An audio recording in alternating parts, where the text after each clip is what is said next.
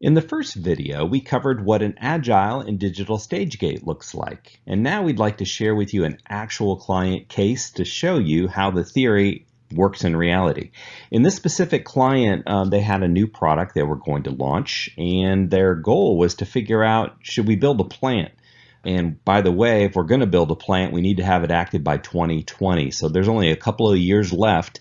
And so we worked with them to find out if there's any market interest. And what's even more interesting is their material could be used either in 100% form because of the plastic, or there was an option for how to use the material as a polymer additive. So maybe 2, 3, 4%, put it in a blend and see if it could actually add new properties. So there were two spaces in the primary polymers verticals that we were trying to assess for them. So let me share with you how that case rolled out, again, using an agile and digital stage gate process. When we begin a new client program, the first goal is for us to understand what do they actually know today. And we do this with a wide variety of channels. We look at our own experts that we have in-house to get their opinions. Then we run workshops. Sometimes it's one or two with the client, different stakeholders. And then, of course, we have 18 years of knowledge doing this for hundreds of clients. And we're basically bringing all of that together into what we call a facts matrix. And a facts matrix is broken out into 4 quadrants. First of all is the actual facts. What do they know today? And there's some example questions. Maybe there's certain applications it could work well in under certain conditions, certain performance features that have been characterized. And then the second block is the assumptions matrix. What do they think they know? And so we'll brainstorm with them to try to figure out where the extensions of that thinking could go. The third and probably the most critical block is the questions block. What don't they know today that they need to know? What is fundamentally critical that if we can't get those answers from the market, they're going to have high risk and a high degree of uncertainty.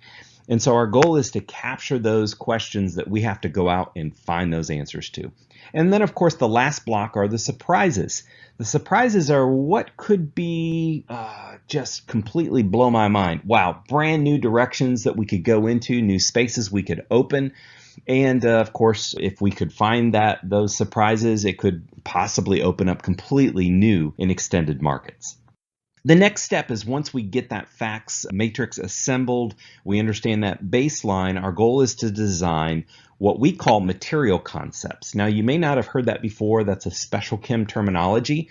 And material concepts are nothing more than stories that we're trying to craft and bring together. Now, what are we doing with these stories? Well, they could be hypotheses of value propositions.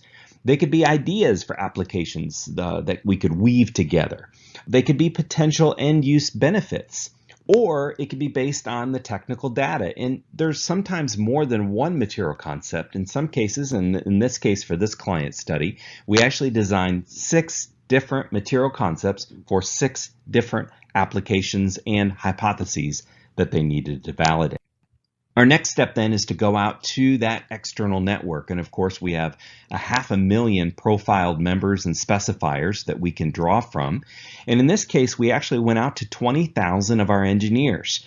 And we did this with a wide variety of different channels. And I don't have time today in this video to go through all of the different ways that we interact with our network. But I do have it on the screen. There's 6 or 7 different ways. We do custom emailings, of course, that are highly personalized to that member. We have newsletters that go out every week to our network that we can then showcase maybe a couple of paragraphs and an incentive photograph or some brochure or material concept link that they can click and learn more. We're asking questions in surveys. We're designing all of our content for search engine optimization. And then, of course, we also leverage our social media outlets that we have a variety of groups on LinkedIn and so on and so forth. So again, by leveraging all of these digital channels, we're able to target and get people to engage to give us the insights. And again, don't forget, the client is anonymous. That is so fundamentally critical in everything we do. Our network does not know who is engaging us for the insights that we're trying to collect.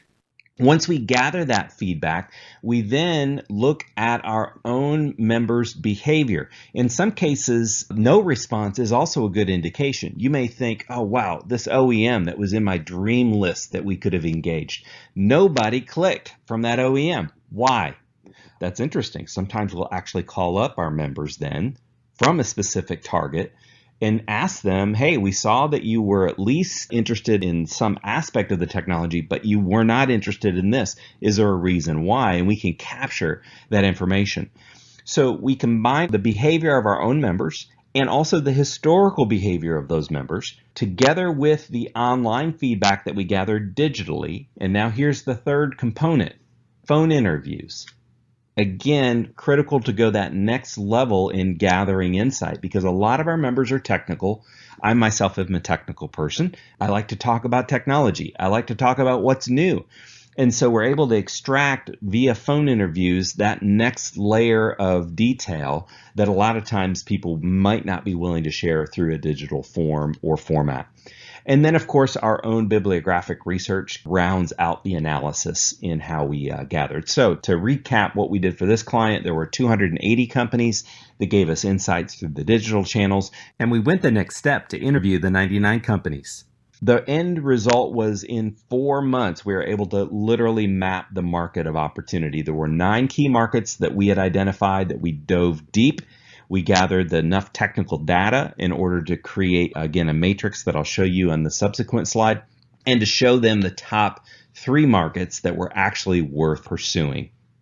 Before I show you what those 9 markets were, let me show you an example of one of the top 3, and that was the automotive market. Now, I do want to clarify this is just one single slide from about 25 to 30 slides that we pulled together when we analyzed the automotive market. But in this one example for automotive, you'll see at the top drivers to change. This is, think of it as the unique selling point. If you're in the Six Sigma world, it's the CTQs, the critical to quality. And you can see in an automotive that aesthetics was the #1 driver for someone to actually pay attention to this client's new solution, followed by mechanical performance and adhesion and so on. Now that table at the bottom is quite indicative as well, because what you'll see there is we were able to uncover multiple different competitive benchmarks. We've shown polymer A, and then we had to blur out for confidentiality polymer B, polymer C, polymer D. There were actually 4 different competitive solutions in the market today that we knew we were going to go head to head with this client's technology. There were also different conversion modes being used. Some were being extruded, others injection molded, thermoformed in some cases. There were applications that ran the gamut. And then, of course, for each application, there's a different driver to change. And then we also are able to go, in a lot of cases, if there's an active project, to find out what's the time that you're going to be making your decision. So that also helps in the subsequent follow-ups. So when we're able to map the entire application of automotive, we showed the breadth of opportunity that this client could go after, and they also knew where to go, how to position, how to tell the next version of the story. Remember when I told you there were 9 segments that we actually uncovered? Well, before we started with this specific client, there were 4 spaces that they were already in with their existing customers. And so you can see the 4 laid out in this matrix here. When we were done, we actually extended it into 9. You'll see that the upper right corner of the top 3, that we had enough data and enough degree of certainty from the SpecialChem perspective to tell the client this is where to focus your product launch: building and construction, consumer goods, and automotive. Now that middle slice there, that second priority, definitely take a look at this. We might have needed to go one step deeper. Maybe there weren't enough companies that actually gave us enough answers to make it green, but certainly don't want to write it off. But there were 2 right off the bat in that lower left corner that were kill now. Don't even touch aerospace and sport and leisure because there's too much risk there, and here's why. So this concludes video number 2 in our 4-part series. I hope this inspired you on what it looks like to explore new applications. In the next video, we'll actually extend this case study to show you how we're going to now validate with certainty on the positioning on how to launch this technology. Thank you.